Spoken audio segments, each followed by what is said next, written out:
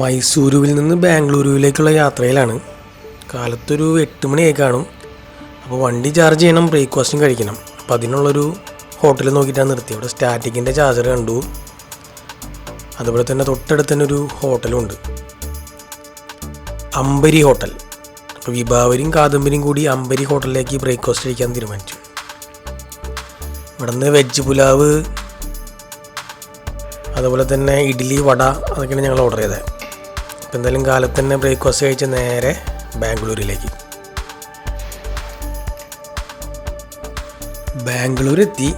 ഇവിടെ ഞങ്ങൾ ടൗണിൽ തന്നെ ഐബിസ് ഹോട്ടൽ എന്ന് പറഞ്ഞ ഹോട്ടലിൽ ഒരു ചാർജിങ് കണ്ട് വന്നതാണ്. പക്ഷെ 2 വണ്ടി ഓൾറെഡി ചാർജ് ചെയ്യാൻ ഇട്ടേക്കാണ്. ഒരു 3/4 മണിക്കൂർ വെയിറ്റ് ചെയ്യേണ്ടി വരും. അതിലൊന്ന് ടാക്സിയാണ്. ഇവിടെ ഒരുപാട് ടാക്സികൾ EV ആണ്. അപ്പോൾ എന്തായാലും വെയിറ്റ് ചെയ്യാൻ തീരുമാനിച്ചു. കാരണം ഈ ട്രാഫിക്കിൽ പുറത്തേക്ക് ഇറങ്ങിക്കഴിഞ്ഞാൽ എന്തായാലും 1 മണിക്കൂർ കിടക്കേണ്ടി വരും. ചാർജിങ് കഴിഞ്ഞ് ഞങ്ങൾ തൊട്ടടുത്തൊരു ഹോട്ടലിൽ റൂം എടുത്തു. വുഡ്ലാൻഡ്സ് ഹോട്ടൽ എന്നാണ് അതിൻ്റെ പേര്. ഇവിടെ എടുത്തത് എന്തുകൊണ്ടാണെന്ന് വെച്ച് കഴിഞ്ഞാൽ ഇവിടെ പാർക്കിംഗ് ഉണ്ട്. അപ്പോൾ വണ്ടി ഇവിടെ ഇട്ടിട്ട് നമുക്ക് ഓട്ടോറിക്ഷ വിളിച്ചിട്ടായാലും ബാംഗ്ലൂർ കറങ്ങാൻ പോവാം. അല്ലാതെ കാറിൽ രാത്രി ബാംഗ്ലൂർ കറങ്ങാമെന്ന് പറയുന്നത് കാറിൽ തന്നെയായിരിക്കും. അങ്ങനെ ഞങ്ങൾ റൂം എടുത്തു. ഇത് പഴയൊരു ഹോട്ടലാണ്, പണ്ടത്തെ വലിയ ഹോട്ടൽ. പക്ഷേ നല്ല ഹോട്ടലാണ്, നീറ്റ് ആൻഡ് ക്ലീനും കുറച്ച് സ്പേഷ്യസൊക്കെയാണ്. പക്ഷെ പഴയ മോഡലാണ്. ഇവിടുന്ന് പുറത്ത് വന്നപ്പോൾ ഒരുപാട് വലിയ ബിൽഡിങ്ങൊക്കെ പുതിയൊരു പണി നടക്കുന്നുണ്ട്. ബാംഗ്ലൂർ എന്ന് വന്നാലും എന്തെങ്കിലുമൊക്കെ ഇങ്ങനെ പണിതുകൊണ്ടിരിക്കുന്നുണ്ടാവും. അതുപോലെ തന്നെ നല്ല ബഹളമായിരിക്കും ഈ പണി നടക്കുന്നുണ്ട്. ഇവിടെ എന്ന് വന്നാലും ഈ ശബ്ദം കേൾക്കുന്നുണ്ടാവാം.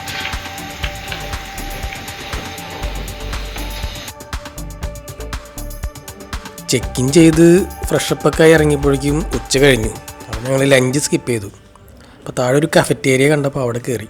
നല്ല വൈബുള്ള കഫറ്റേരിയ. അപ്പോൾ അവിടെ നിന്നൊരു ചായയൊക്കെ കുടിച്ചിട്ട് ഇറങ്ങാൻ തീരുമാനിച്ചു. പിന്നെ വെറൈറ്റി കഫറ്റേരിയ. കാറ് ഹോട്ടലിലിട്ട് ഞങ്ങൾ കാൽനടയായി ബാംഗ്ലൂർ കാണാൻ ഇറങ്ങി. ഇവിടെ എല്ലാ ബോർഡുകളും കന്നഡയിലാണ് അവർ എഴുതി വെച്ചിട്ടുണ്ടാവുക. ഈ കന്നഡ വായിക്കാൻ അറിയില്ലെങ്കിലും കാണാൻ നല്ല ഭംഗിയാണ്. ഇതിങ്ങനെ എഴുതിയില്ല എന്നുണ്ടെങ്കിൽ ഇവിടെയുള്ള കുറേ കന്നഡവാദികളുണ്ട്, അവരൊന്ന് തല്ലിപ്പൊട്ടിക്കും. ഇംഗ്ലീഷിൽ എഴുതണമെങ്കിൽ തന്നെ അത് അടിയിൽ ചെറുതായിട്ട് എഴുതാനേ പാടുള്ളൂ. ഇവിടെ എല്ലാം കന്നഡയിലാണ് എഴുതി വയ്ക്കുന്നുണ്ടാവുക അവർ. ഇവിടെ ഇത്തരം പ്രശ്നങ്ങളൊക്കെ ഇപ്പോൾ ഈ അടുത്തായിട്ട് കൂടിയാണ് വരുന്നത്. ഇവിടെ ഒരു ഹാർലി ഡേവിഡ്സൻ്റെ ഷോറൂമുണ്ട്. അവിടെ ഒരു ഫാറ്റ് ബോബും ഇരിക്കുന്നുണ്ട് അടിയിൽ. തൊട്ടടുത്തൊരു ക്രെയിൻ പോലൊരു സംഭവം, അതാണ് മുകളിലേക്ക് വണ്ടികളൊക്കെ കയറ്റാൻ വേണ്ടി ഉപയോഗിക്കും. അവിടെ നിന്നും കുറച്ച് നടന്നു കഴിഞ്ഞപ്പോൾ ഒരു ബിയർ ക്ലബ്ബ് എന്ന് പറഞ്ഞൊരു ബ്രൂവറി കണ്ടു. അപ്പോൾ ഇവരിതവരെ ബ്രൂവറിയിലൊന്നും കയറിയിട്ടില്ല. അപ്പോൾ ഞങ്ങൾ എന്തായാലും ഇവിടെ കയറാൻ തീരുമാനിച്ചു. ഭക്ഷണം കഴിക്കാം. ഇത് കുറച്ച് പഴയതാണ്,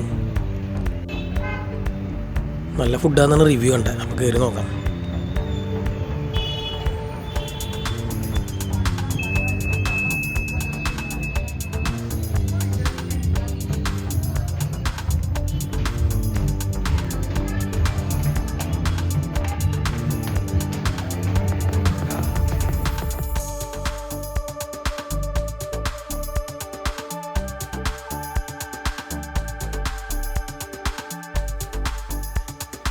ഞങ്ങൾ 2 ക്രാഫ്റ്റഡ് ബിയർ ഓർഡർ ചെയ്തു. കുഞ്ചു മോക്ടെയിലാണ് ഓർഡർ ചെയ്തത്. പീച്ചിൻ്റെ ഫ്ലേവറാണെന്നുണ്ട്. അതിൻ്റെ ഒപ്പം തന്നെ ഞങ്ങളൊരു പോർക്കിൻ്റെ ഒരു ഡിഷ് ഓർഡർ ചെയ്തു. ഇതിലെന്തോ ഹണിയൊക്കെ ഇട്ടണമെന്നുണ്ട്. അപ്പോൾ ഇതൊന്ന് കഴിച്ച് നോക്കട്ടെ എങ്ങനെയുണ്ടെന്ന്.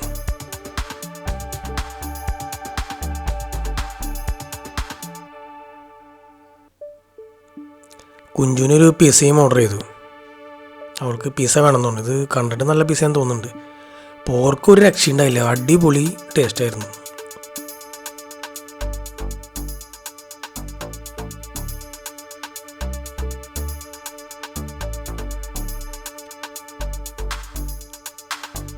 പിസയും നല്ല ടേസ്റ്റ് എന്നാണ് കുഞ്ചു പറഞ്ഞത്. അതിനിടയ്ക്ക് എൻ്റെ ബിയറിൽ നിന്ന് ഓസിക്ക് അടിക്കാൻ വേണ്ടി ഒരുത്തൻ വന്നിരിക്കുന്നു.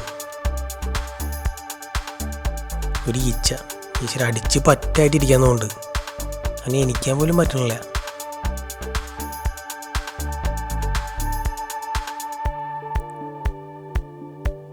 ബിയറിൻ്റെ മുകളിൽ ഇങ്ങനെ ആർമാദിക്കാൻ കിടന്നു.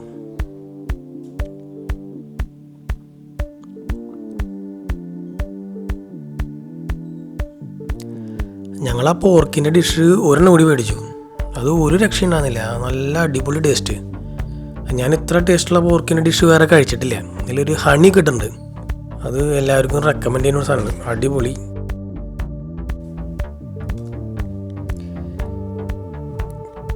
ഇവിടെ ആരും ഒരു ബില്യാർഡ്സ് ടേബിൾ കൊണ്ടുവച്ചിട്ടുണ്ട്. ഈ ബാറിലൊക്കെ ബില്യാർഡ്സ് ടേബിൾ കൊണ്ടുവച്ച് കഴിഞ്ഞാൽ ആരാണിതിൽ ആ കുഴിയിൽ ബോളിൽ നിൽക്കുന്നു കാണണം. കാരണം ആർക്കും പ്രത്യേകിച്ച് ബോധമൊന്നും ഉണ്ടാവില്ല, എല്ലാവരും ട്രൈ ചെയ്യുന്നുണ്ട്. ഇതേവരെ ആരും വീണിട്ടില്ല. ഞാൻ കുറേ നേരം നിന്നോടെ ആരെങ്കിലും ഒരാൾ ഒരു ബോളെങ്കിലും ഒരു കുഴിയിലിട്ട് കാണാൻ ഇല്ല, രക്ഷയില്ല. എല്ലാവരും മാറി മാറി കുത്തുന്നുണ്ട്, പക്ഷേ ബോളുകളൊക്കെ അവിടെ തന്നെ ഉണ്ട്. ആൾക്കും രക്ഷയില്ല. അടുത്ത ചേട്ടൻ വരട്ടെ. അവസാനം ഒരു വിദേശി ഒരു കൈവച്ചു. ഇല്ല, രക്ഷയില്ല. ഈ കളി എന്തായാലും ഇവിടെ പറ്റാത്തൊരു കളിയാണ്. ഇതാണ് ഒരു ബാർ കൗണ്ടർ.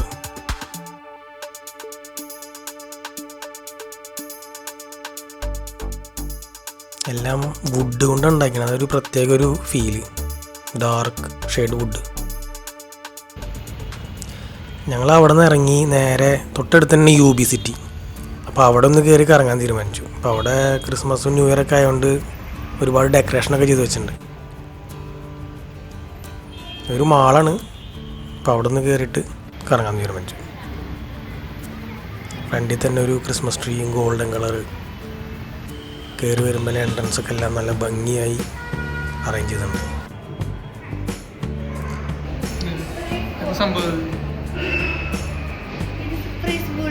ചോക്ലേറ്റ് ഉണ്ടാവും, പിന്നെ സർപ്രൈസ് ഉണ്ടാവും.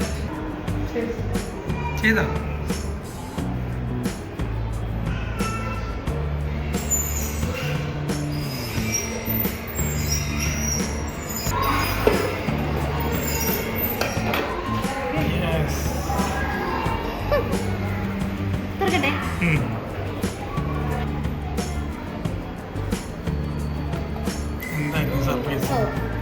ബലൂൺ. ഓ മറ്റേ സാധനം ജെല്ലി അല്ല, ഞാൻ മനസ്സിലാ.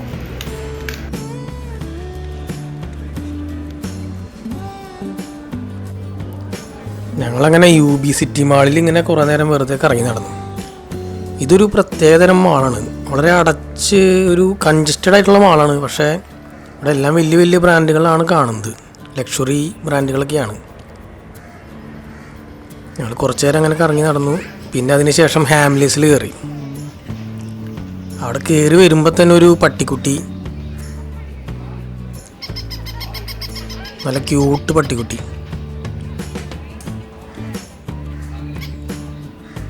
അതിനെ കണ്ടാൽ ശരിക്കും ജീവൻ ഉണ്ടെന്ന് തോന്നും, അങ്ങനത്തെ ഒരു പഗ്.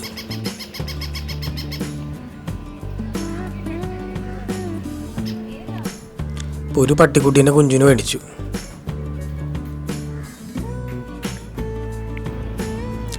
പിന്നെ ആ മാളിൻ്റെ പുറത്ത് ഓപ്പൺ സൈഡിൽ ബിൽഡിങ്ങിൻ്റെ ടോപ്പിൽ തന്നെ ഓപ്പൺ ഏരിയ ഉണ്ട്. അവിടെ ക്രിസ്മസിൻ്റെ കുറേ അലങ്കാരങ്ങളൊക്കെ ഉണ്ട്. അപ്പോൾ ഞങ്ങൾ അവിടേക്ക് നടന്നു കുറച്ച് നേരം. അവിടെ കുറച്ച് ഫങ്ഷനും പിന്നെ പാട്ടും പരിപാടിയും കച്ചേരിയൊക്കെ നടക്കുന്നുണ്ട്. ഒരു ഓപ്പൺ ഏരിയയാണ്, നമുക്ക് വന്നിരിക്കാം. റെസ്റ്റോറൻറ്റ്സ് ഉണ്ട്, ഫുഡ് കോർട്ട് പോലെ തന്നെ.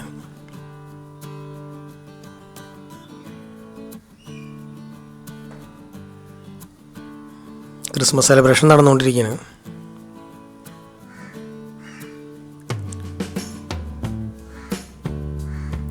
അങ്ങനെ അവിടെയൊക്കെ കറങ്ങി ഞങ്ങൾ അവിടെ നിന്ന് ഇറങ്ങി.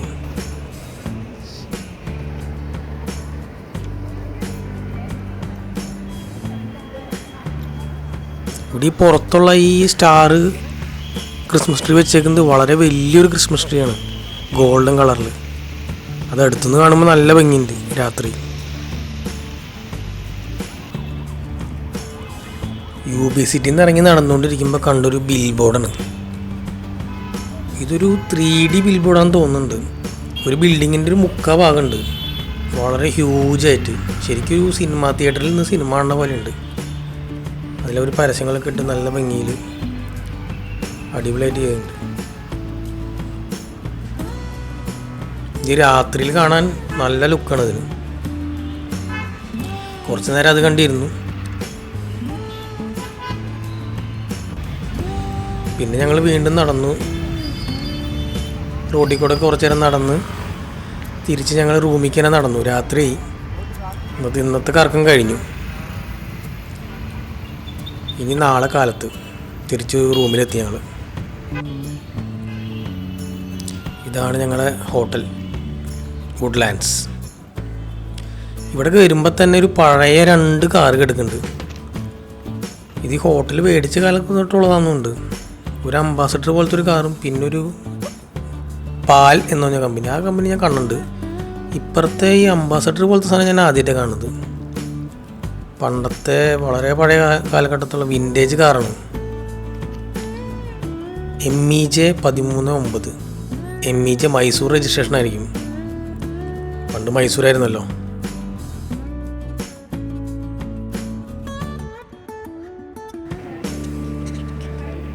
പിറ്റേന്ന് കാലത്ത് തന്നെ ഞങ്ങൾ ചെക്കൗട്ട് ചെയ്തു. ഇവിടെ ബ്രേക്ക്ഫാസ്റ്റ് കോംപ്ലിമെൻ്ററി ഉണ്ടായിരുന്നു, അപ്പോൾ അത് ഞങ്ങൾ കഴിക്കാനായിട്ടിരുന്നു.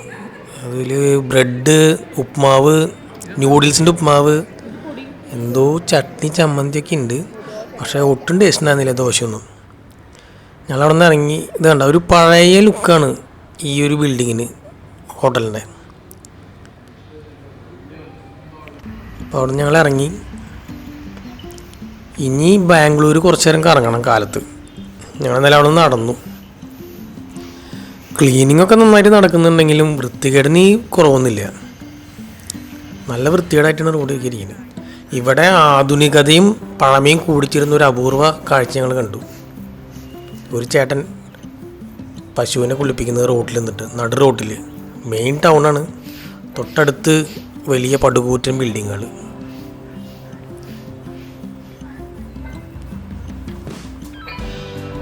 ഇവിടെ ബിൽഡിങ്ങുകളുടെ അടുത്തൊക്കെ തന്നെയാണ് ചേരികളുള്ളത്. അതുകൊണ്ട് വലിയ വലിയ ബിൽഡിങ്ങുകളും അതിൻ്റെ തൊട്ടപ്പുറത്തൊക്കെ ചേരികളുണ്ട്. ഒരുതെല്ലാ മെയിൻ സിറ്റീസും അങ്ങനെ തന്നെയാണ്. ഇവിടെ ഏതോ ഒരു ഉത്സവം കഴിഞ്ഞതിൻ്റെ തേരൊക്കെ ഇരിക്കുന്നുണ്ട്, പൂക്കളൊക്കെ അലങ്കരിച്ച്. 2 കുംഭമേളയ്ക്ക് പോണ സ്വാമിമാരും വഴിയിലുണ്ട്.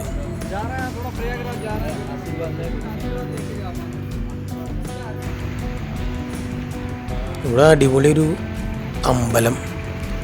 ഇതിലൊരു തത്തയുടെ ഒരു വലിയ രൂപം, ഒരു ബിൽഡിങ്ങിൻ്റെ അത്രയുള്ളൊരു തത്ത. കാണാൻ നല്ല ലുക്കുണ്ട്. ഞങ്ങൾ അവിടെ നിന്ന് ഒരു സ്ട്രീറ്റിലേക്കാണ് പോകുന്നത്. ഒരു SP റോഡ് എന്നാണ് സ്ട്രീറ്റിൻ്റെ പേര്. അവിടെ കാണാനൊന്നുമില്ല.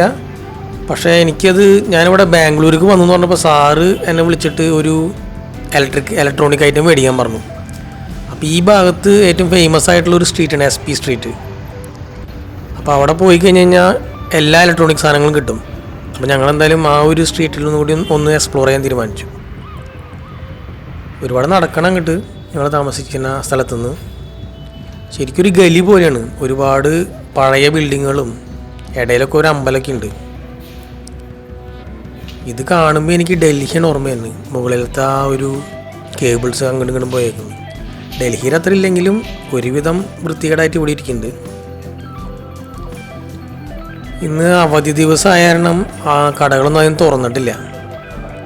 ഞങ്ങൾ ആ കട തുറന്നിട്ടുണ്ടോ എന്ന് നോക്കാനാണ് പോകുന്നത്. അവിടെ നിന്നൊരു റാസ്ബെറി പൈ എന്ന് പറഞ്ഞൊരു ഡിവൈസ് മേടിക്കാം ഓഫീസിലേക്ക് വേണ്ടിയിട്ട്. ഇത് നമ്മുടെ നാട്ടിലെ എറണാകുളത്തുള്ളൊരു ബ്രോഡ്വേ ഉണ്ടല്ലോ, അതിൻ്റെയൊക്കെ ഒരു വലിയ രൂപം. ഒരുപാട് കടകളും ആളുകളും. ഇവിടെ വർക്കിംഗ് ഡേ വന്നു കഴിഞ്ഞാൽ ഈ ഭാഗത്തേക്കൊന്നും കടക്കാൻ പറ്റില്ല. കൂടുതലും ഇലക്ട്രോണിക് ഷോപ്പുകളാണ്. ഇലക്ട്രോണിക് ഐറ്റംസാണ് കിട്ടുക അവിടെ.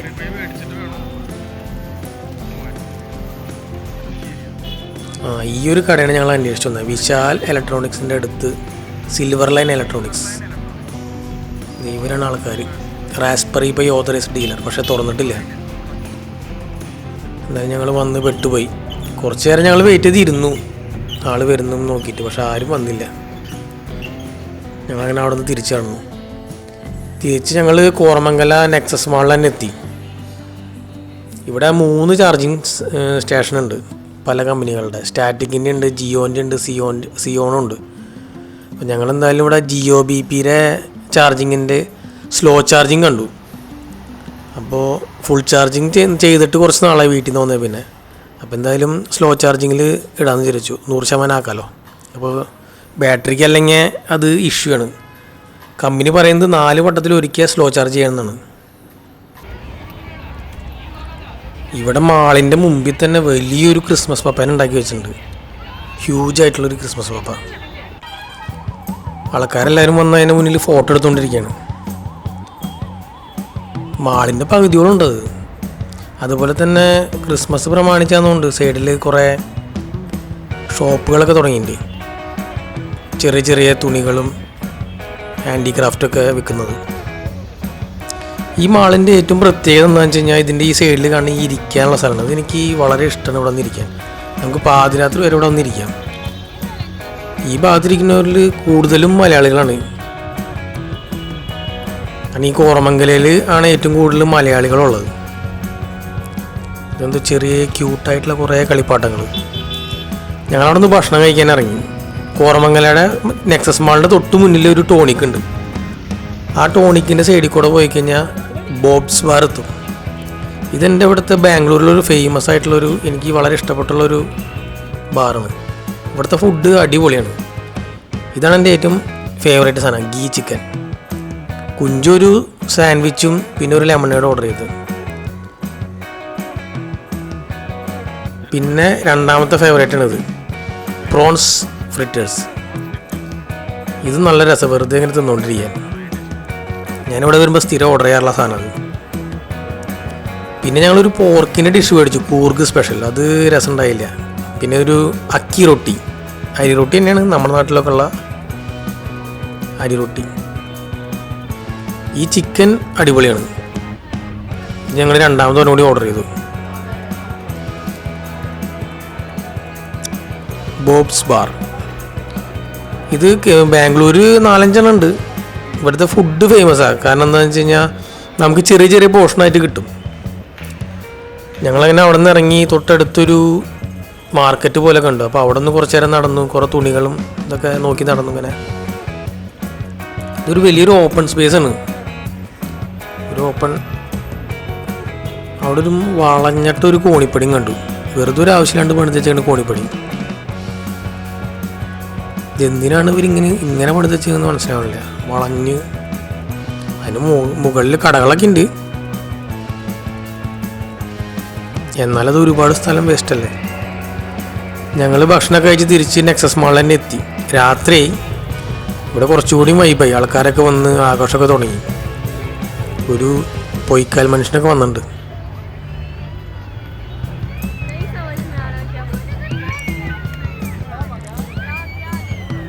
ആളൊരു കുട്ടീനെ കണ്ടപ്പോൾ കളിപ്പിക്കാൻ ചെന്നാ.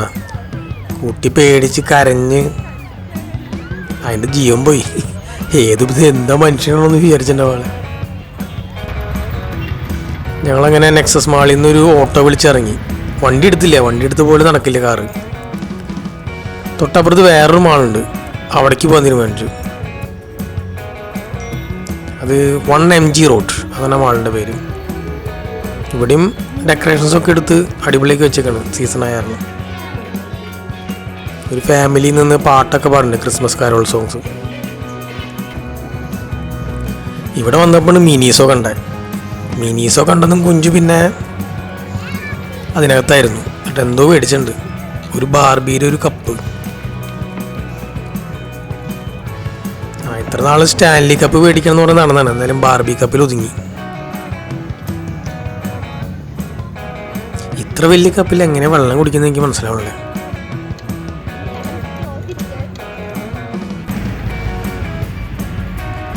ഞങ്ങൾ വീണ്ടും ഓട്ടോ വിളിച്ച് അടുത്ത മാളിക്ക് പോയിക്കൊണ്ടിരിക്കുകയാണ്. രാത്രി ഇനിയും കുറേ സമയമുണ്ട്. അപ്പോൾ എന്തായാലും വെറുതെ കറങ്ങി നടക്കാൻ തീരുമാനിച്ചു. ഒല ആപ്പ് വെച്ചിട്ടാണ് ഞങ്ങൾ ഓട്ടോ വിളിച്ചത്. ഊബറുണ്ട്, ഒലയുണ്ട്. എന്നാലും കുറേ നാളെ ഓട്ടോയിലൊക്കെ യാത്ര ചെയ്തിട്ട്, അപ്പോൾ ഓട്ടോ എക്സ്പീരിയൻസ് ചെയ്യാൻ തീരുമാനിച്ചു. ഇത്തിരി ഡേഞ്ചറായിട്ട് തോന്നിയിരുന്നുണ്ടെങ്കിലും കാർ എടുക്കുന്നതിനെക്കാട്ടും ഭേദമായിരുന്നു. ഇവരെങ്ങനെയൊക്കെ നമ്മൾ പറഞ്ഞ സ്ഥലത്തേക്ക് എത്തിക്കും. രാത്രി ആയാലും നല്ല ട്രാഫിക് ഉണ്ടായിരുന്നു, നല്ല ബ്ലോക്ക് ഉണ്ടായിരുന്നു.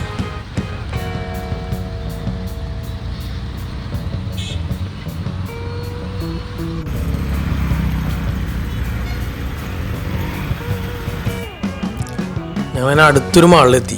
മാളിൻ്റെ പേരൊന്നും അറിയില്ല. എന്തായാലും ഇവിടെ കൂടി കയറി കറങ്ങാൻ തീരുമാനിച്ചു. ഇവിടെ നല്ല അടിപൊളിയായിട്ടുള്ള ഡെക്കറേഷൻസ് ഒക്കെ വെച്ചിട്ടുണ്ട്. സ്റ്റാർ, ബൾബൊക്കെ ഇട്ട് ലൈറ്റൊക്കെ ഇട്ട് അറേഞ്ച് ചെയ്ത് വെച്ചിട്ടുണ്ട്.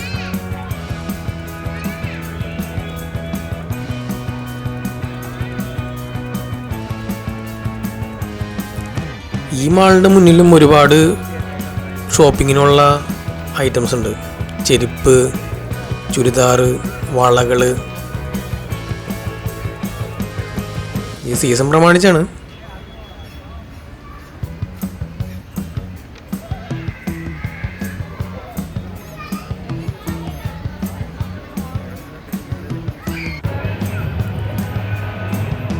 ഇവിടെ മറ്റേ തുർക്കിഷ് ഐസ്ക്രീം പിള്ളേരെ പറ്റിക്കുന്ന പരിപാടി. കണ്ടു നിൽക്കാൻ നല്ല രസമാണ്. പക്ഷെ ചില കലിപ്പം പിള്ളേർ വന്നു കഴിഞ്ഞാൽ ഇതൊക്കെ തല്ലിപ്പൊട്ടിച്ചു പോകും. ഈ കൊച്ച് നല്ല വൈബിലത് എടുത്തിട്ടുണ്ട്. അങ്ങനെ ഞങ്ങൾ ഇവിടെ ഇറങ്ങിയിട്ട് അവസാനം ഇവിടെ നിന്നും ഇറങ്ങാൻ തീരുമാനിച്ചു. ഇനി തിരിച്ച് നേരെ റൂമിലേക്ക് പോവാ.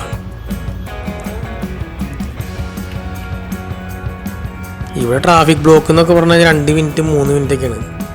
ബ്ലോക്ക് വന്നപ്പോൾ ഒരു ചേട്ടൻ ഇറങ്ങി ക്ലീൻ ചെയ്ത് വണ്ടിയൊക്കെ തുടച്ച് വൃത്തിയാക്കി. ഇഷ്ടംപോലെ സമയമാണ്. ആവശ്യത്തിനുള്ള സമയം എടുത്തിട്ട് നമുക്ക് ഓടിക്കാം. അതിന് മാത്രം ട്രാഫിക് ഉണ്ട് ഇവിടെ.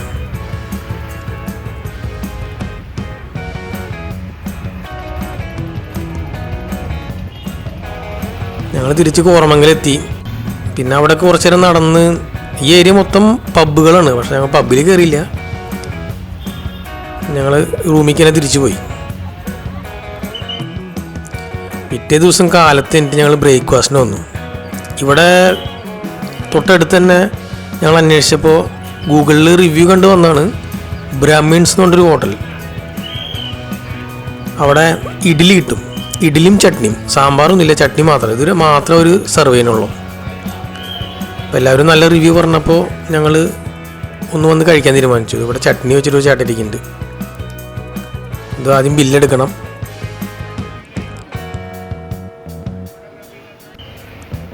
എല്ലാവരും പുറത്ത് നിന്ന് കഴിക്കുക. ഇത് ഇവിടെ വന്നാലുള്ളൊരു ശീലമാണ്. എല്ലാവരും പുറത്തുനിന്ന് കഴിക്കുള്ളൂ. കുറേ പേര് അപ്പുറത്തൊരു അമ്പലത്തിനകത്ത് പോയി, അമ്പലം പോലും സ്ഥലം, അവിടെയൊക്കെ പോയിരുന്ന് കഴിക്കുന്നുണ്ട്. ഇതാണ് ഐറ്റം, ഇഡ്ഡലി ചട്നി. ഇത് മാത്രമുള്ളൂ, വേറൊന്നുമില്ല. കുഞ്ചുവിന് വലിയ ഇഷ്ടപ്പെട്ടില്ല. കുഞ്ചു ഇഡ്ഡലിയുടെ ഫാനല്ല. പക്ഷെ ഞങ്ങൾക്ക് ഇഷ്ടപ്പെട്ടു. ഞങ്ങളവിടെ നിന്ന് നേരെ പോയത് ഐക്കിയക്കാണ്. കാലത്ത് തന്നെ ആയതുകൊണ്ട് ഒരു മനുഷ്യനില്ല. എല്ലാം വിജനമായി കിടക്കുന്നുണ്ട് പാർക്കിംഗ് ഏരിയ ഒക്കെ. ഇന്ന് ഇനി ഐക്കിയയിലും കൂടി കയറിയിട്ട് ഞങ്ങൾ തിരിച്ച് നാട്ടിലേക്ക് വിടും. ഇവിടെയും ഇലക്ട്രിക് ചാർജിങ് ഉണ്ട്. ഇവിടെ പക്ഷേ ഫ്രീ ആണ്. 7.5 കിലോവാട്ടിൻ്റെ ചാർജസാണ്. പക്ഷെ നമുക്കത് ഫ്രീ ആയിട്ട് ചാർജ് ചെയ്യാം. പക്ഷെ ഞാൻ ഇന്നലെ തന്നെ ഫുൾ ചാർജ് ചെയ്തുകൊണ്ട് ചാർജ് ചെയ്യേണ്ടി വന്നില്ല. പോണ വഴിക്ക് ചാർജ് ചെയ്യാവുന്നുള്ളൂ. ഇതറിഞ്ഞിട്ടുണ്ടെങ്കിൽ ഇവിടെ നിന്ന് ചാർജ് ചെയ്യായിരുന്നു. അവിടെ കുഞ്ചുവിൻ്റെ ഫോട്ടോ സെഷൻ നടക്കുകയാണ് ഐക്കിയയുടെ മുന്നിൽ. ഈ ഐക്കിയ എന്ന് പറയുന്നത് ലോകത്തിലെ ലാർജസ്റ്റ് ഫർണിച്ചർ സ്റ്റോറാണ്. അതൊരു സ്വീഡിഷ് കമ്പനിയാണ്. ഇന്ത്യയിൽ ഇതിനൊരു 3-4 ബ്രാഞ്ചസ് ഉണ്ട്. മുംബൈയിൽ, ഹൈദരാബാദിൽ, പിന്നെ ബാംഗ്ലൂരാണ്. ഡൽഹിയിൽ തുറന്നോന്ന് അറിയില്ല. ഹൈദരാബാദ് തുറന്നപ്പോൾ അന്ന് ആ സിറ്റി മൊത്തം ബ്ലോക്കായിരുന്നു. അത്രയും ഫേമസ് ആണ് അവർ. ഇതിനകത്ത് കയറി കഴിഞ്ഞ് കഴിഞ്ഞാൽ നമുക്ക് എല്ലാം അവർ സെറ്റ് ചെയ്ത് വെച്ചിട്ടുണ്ടാവും. ഓരോ റൂമും ഫർണിച്ചർ അടക്കം അതിൻ്റെ എല്ലാ സംഭവങ്ങളും അവർ സെറ്റ് ചെയ്ത് വെച്ചിട്ടുണ്ടാവും. അപ്പോൾ നമുക്ക് കണ്ട് നോക്കി മനസ്സിലാക്കാം അതിൻ്റെ കളർ കോമ്പിനേഷൻ എന്തൊക്കെയാണ്, അതിൻ്റെ എല്ലാ പരിപാടികളും അവർ സെറ്റ് ചെയ്ത് വെച്ചിട്ടുണ്ടാവും. ഇവരുടെ വാർഡ്രോബ്സിൻ്റെ ഒക്കെ പ്രത്യേകത എന്താണെന്ന് വെച്ച് കഴിഞ്ഞാൽ നമുക്ക് നമ്മുടേതായിട്ട് കസ്റ്റമൈസ് ചെയ്യാം. അതെങ്ങനെ വേണമെങ്കിൽ അതിനനുസരിച്ച് നമുക്ക് മാറ്റി നമ്മൾ തന്നെ ഫിറ്റ് ചെയ്തെടുക്കണം. അപ്പോൾ അതാണ് ഇവരൊരു സെല്ലിംഗ് പോയിൻറ്റ്. നമ്മളിപ്പോൾ ഒരു സോഫ മേടിച്ചാലും ഒരു വാർഡ്രോബ് മേടിച്ചാലും നമുക്കതൊരു കാറിനകത്താക്കി കൊണ്ടുപോകാം. ഒരു പെട്ടിയിലാക്കിയിട്ട് ആണ് നമ്മൾ മേടിച്ച് കൊണ്ടുപോകുക. അത് നമ്മൾ തന്നെ ഫിറ്റ് ചെയ്ത് വീട്ടിൽ വയ്ക്കാം. അപ്പം അതിൻ്റെ പിന്നിൽ കുറേ സൈക്കോളജിക്ക് ഉണ്ട്. കാരണം നമ്മൾ തന്നെ ഫിറ്റ് ചെയ്ത വാർഡ്രോബും സോഫയ്ക്ക് ആകുമ്പോൾ നമുക്ക് അതിനോടൊരു അറ്റാച്ച്മെൻറ്റ് തോന്നും. അങ്ങനെയൊക്കെയാണ് അവരുടെ സെല്ലിംഗ് പോയിൻറ്റ്. മാത്രമല്ല ചീപ്പ് റേറ്റ് തൊട്ട് ഉണ്ട്. പക്ഷെ അത് പൊതുവെ നോക്കുമ്പോൾ എക്കണോമിക്കലാണ്. ഇതൊരു കിച്ചൺ വാർഡ്രോബാണ്. ഇതിനകത്തൊരു പാണ്ട വിശന്നിരിക്കാന്നുണ്ട്. പാവം ആരും ഭക്ഷണം കൊടുത്തില്ല.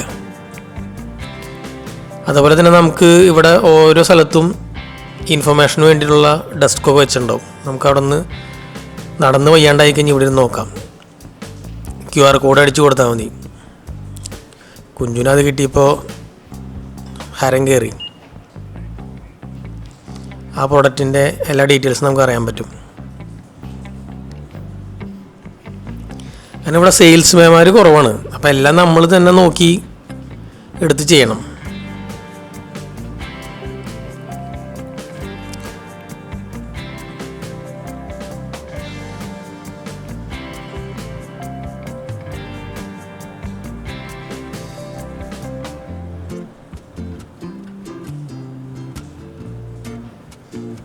അതുപോലെ തന്നെ ഇവിടെയുള്ള ചെയർസ് ആയാലും ബെഡായാലും നമുക്ക് ഇരുന്നും കിടന്നൊക്കെ നോക്കി ടെസ്റ്റ് ചെയ്തിട്ട് മാത്രം മേടിച്ചാൽ മതി.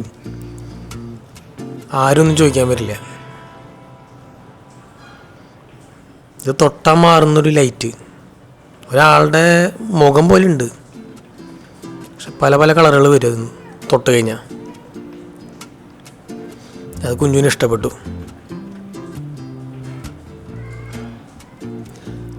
അതുപോലെ കുട്ടികൾക്കായിട്ടുള്ള ബീൻ ബാഗ് അല്ല, അതിനകത്ത് ബീനല്ല, ഒരു സ്പോഞ്ച് പോലത്തെ ഒരു ഐറ്റമാണ്. ഇത്തിരി റഫാണ്, എന്നാലും കുട്ടികൾക്ക് ഉപയോഗിക്കാൻ പറ്റുന്ന ടൈപ്പ്. അതുപോലെ ബെഡ്റൂമിനകത്ത് തന്നെ കിഡ്സിൻ്റെ ബെഡ് എല്ലാം ഒരു അറേഞ്ച് ചെയ്ത് വെച്ചിട്ടുണ്ടാവും. ഇതെല്ലാം നമുക്ക് മേടിക്കാൻ പറ്റുന്ന ഓരോരോ ഐറ്റംസാണ്. അതിന് മുകളിൽ വെച്ചിരിക്കുന്ന ഷെൽഫ് അത് നമുക്ക് വാങ്ങാം. അതിൻ്റെയൊക്കെ ബാർകോഡും QR കോഡൊക്കെ അതുപോലെ തന്നെ ഉണ്ടാവും. ഇവിടെ വെച്ചേക്കുന്ന ഓരോ ഐറ്റം നമുക്ക് മേടിക്കാൻ പറ്റും. ഡെക്കറേഷന് വേണ്ടി മാത്രം വെച്ചേക്കുന്നതല്ല, അതൊരു വിൽക്കാൻ വേണ്ടി വെച്ചേക്കുന്നതാണ്. ഇത് കിഡ്സിൻ്റെ വാർഡ്രോബ്, എല്ലാം പിങ്ക് കളർ, തലോണടക്കം പിങ്ക്. ഇത് കിഡ്സിൻ്റെ ഒരു സ്റ്റഡി ഏരിയയാണ്. മുകളിൽ ബെഡ്, താഴെ സ്റ്റഡി ഏരിയ. അതിൻ്റെ ഒരു മൊത്തം ഒരു യൂണിറ്റാണ്. ഏകദേശം ഒരു 30,000 രൂപയ്ക്കൊക്കെ അത് കിട്ടും. ലൈറ്റ്, അതിലുള്ള ഷെൽഫുകൾ, ഹാങ്ങേഴ്സ്, വാർഡ്രോബ് എല്ലാം ഫിക്സ്ഡ് ആണ്. ഒരു കോണിപ്പടി ഉണ്ട്, അതിൻ്റെ മുകളിൽ ബെഡും. കുഞ്ചുന് ഇങ്ങനത്തെ ബെഡ് വേണമെന്നാണ് പറയുന്നത്. പക്ഷെ നമ്മുടെ നാട്ടിലൊന്നും ഇങ്ങനെയുള്ള കുട്ടികൾക്കുള്ള സെറ്റപ്പ് ഒന്നും കാണാറില്ല. ഇവിടെ നമുക്ക് വഴി കാണിക്കാനായിട്ടുള്ളൊരു ആരോ മാർക്ക് ഉണ്ട്. ഇത് നോക്കി നടന്നു കഴിഞ്ഞാൽ നമ്മൾ എല്ലാ സെക്ഷനും കൂടി കവർ ചെയ്ത് നമുക്ക് പുറത്തേക്ക് കിടക്കാം. ഇത് ഒരുപാട് നീണ്ടു നിവർന്ന് കിടക്കുന്ന ഒരു സൂപ്പർ മാർക്കറ്റാണ് ഫർണിച്ചറുകളുടെ, അങ്ങനെ വേണം പറയാൻ. ഞങ്ങളവിടെയൊക്കെ കറങ്ങി നടന്ന് കണ്ടു.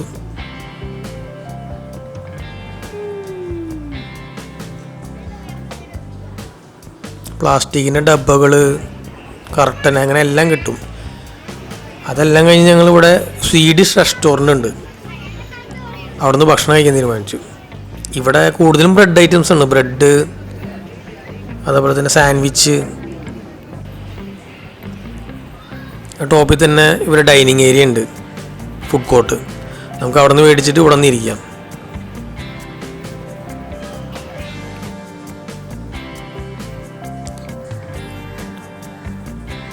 ഒരുമാതിരി വീട്ടിൽ വെക്കാൻ പറ്റുന്ന എല്ലാ സംഭവങ്ങളും ഇവിടെ കിട്ടും. ആർട്ടിഫിഷ്യൽ ആയിട്ടുള്ള flowers, original flowers, tea pot, flower pots എല്ലാം കിട്ടും. ഇതാണ് അവരുടെ ഗോഡൗൺ. ഈ ഗോഡൗണിലാണ് അവർ ഓൾമോസ്റ്റ് എല്ലാ സാധനങ്ങളും വെക്കുന്നത്. ഇങ്ങനെ പെട്ടി പാക്കറ്റായിട്ടാണ് നമുക്ക് വീട്ടിൽ മേടിച്ചുകൊണ്ട് പോകാൻ പറ്റുക. വലിയ ഫർണിച്ചർ വരെ സുഖമായിട്ട് നമുക്ക് കൊണ്ടുപോകാൻ പറ്റും. എളുപ്പമാണ് ട്രാവൽ ചെയ്യാൻ. അതാണ് ഈ ഐക്യയുടെ ഒരു മെയിൻ പ്രത്യേകത.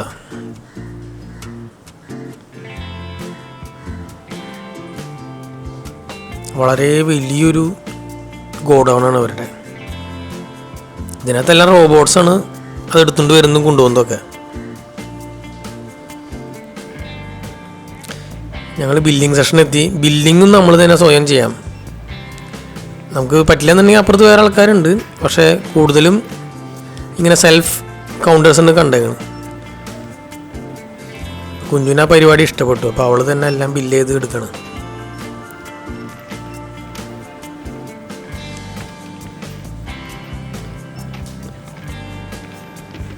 അവിടെ നമ്മൾ ഹെൽപ്പ് ചെയ്യാനായിട്ട് ഒരാളുണ്ടാവും, ആളെ വിളിച്ചാൽ വരും. അല്ലാന്നുണ്ടെങ്കിൽ നമുക്ക് തന്നെ ചെയ്ത് കാർഡ് വഴിയോ ഓൺലൈൻ വഴിയോ എങ്ങനെ വേണേൽ പേയ്മെൻറ്റ് നടത്താം.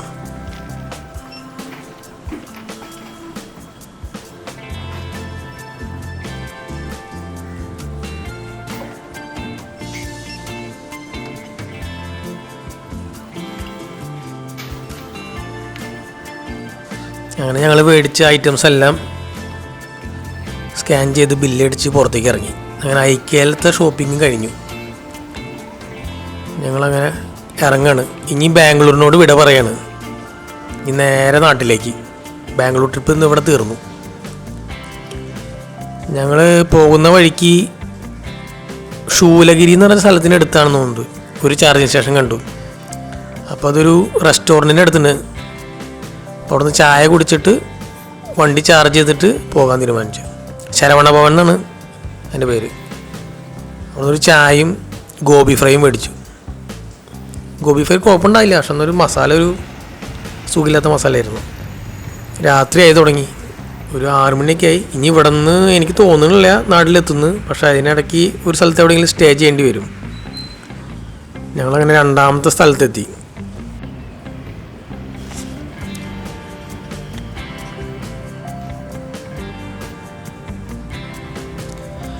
ഇത് ഓമല്ലൂരുള്ളൊരു ആനന്ദഭവനാണ്. അപ്പോൾ ഇതിൻ്റെ സൈഡിലൊരു ചാർജിങ് കണ്ടു. അപ്പോൾ എന്തായാലും ഇവിടുന്ന് ചാർജ് ചെയ്ത് ഭക്ഷണം കഴിച്ചിട്ട് പോകാൻ തീരുമാനിച്ചു. അടുത്ത ഡെസ്റ്റിനേഷൻ ഇത് ശങ്കാഗിരിയിലുള്ളൊരു ആനന്ദഭവനാണ്. ഇവിടെ ഞങ്ങൾ റൂം എടുത്ത് ചെയ്തത്, കാരണം ഇനിയിപ്പോൾ പാദയാത്ര പോലെ നടക്കില്ല.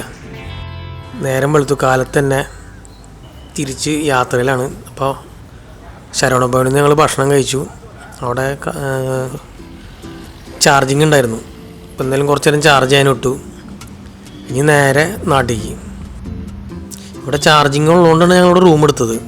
ഇവിടെ സിയോൻ്റെ ചാർജിങ് ആണ്. അത് കേരളം വിട്ട് കഴിഞ്ഞാൽ ഏറ്റവും റിലയബിൾ ആയിട്ടുള്ളത് എനിക്ക് തോന്നിയിട്ടുള്ളത് സിയോൻ്റെ ചാർജിങ് ആണ്.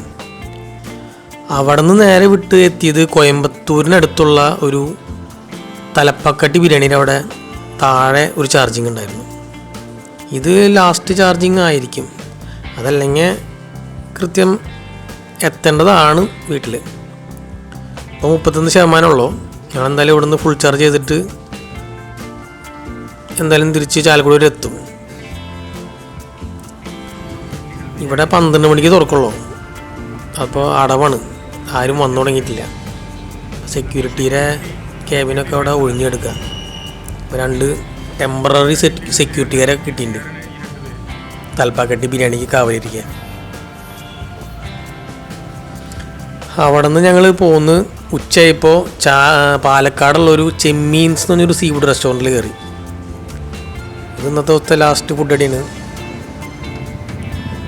ഇത് കഴിഞ്ഞ് നേരെ നാട്ടിലെത്തും. ഇത് ഗൂഗിൾ റിവ്യൂസിൽ കണ്ട് കയറിയതാണ്. മീൻ വിഭവങ്ങളാണ് ഇവിടുത്തെ സ്പെഷ്യൽ. എന്തായാലും ഒന്ന് കഴിച്ചു നോക്കാം. ഊണ് കഴിച്ചിട്ട് കുറച്ച് നാളായി. അപ്പം നല്ല നാടൻ ഊണ് കഴിക്കാൻ തീരുമാനിച്ചു.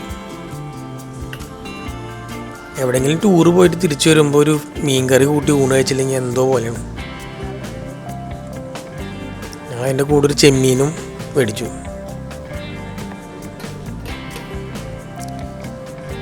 പക്ഷെ പണി പാളി. ഇത്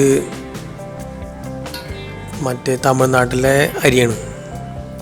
ഈ അരി എനിക്കിഷ്ടമല്ല.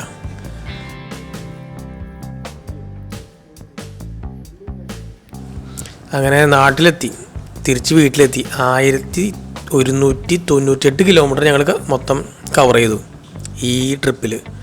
അതായത് ഇവിടെ നിന്ന് കൂർഗ് പോയി, കൂർഗിൽ നിന്ന് മൈസൂർ വഴി ബാംഗ്ലൂർ, അവിടെ നിന്ന് തിരിച്ച് നാട്ടിലേക്ക് ചാലക്കുടിയിലേക്ക്. AC 103 കിലോമീറ്ററാണ്. അതായത് ഒരു നല്ല ACനെ കിട്ടിയിട്ടുണ്ട്. 28% ഞങ്ങളിവിടെ തിരിച്ചെത്തി. നല്ല റേഞ്ചൊക്കെ കിട്ടിയേക്കണം. 200 കൂടുതൽ എന്തായാലും കിട്ടിയിട്ടുണ്ട്. അപ്പോൾ ഇന്നത്തെ ട്രിപ്പ് ഇവിടെ തീരാണ്.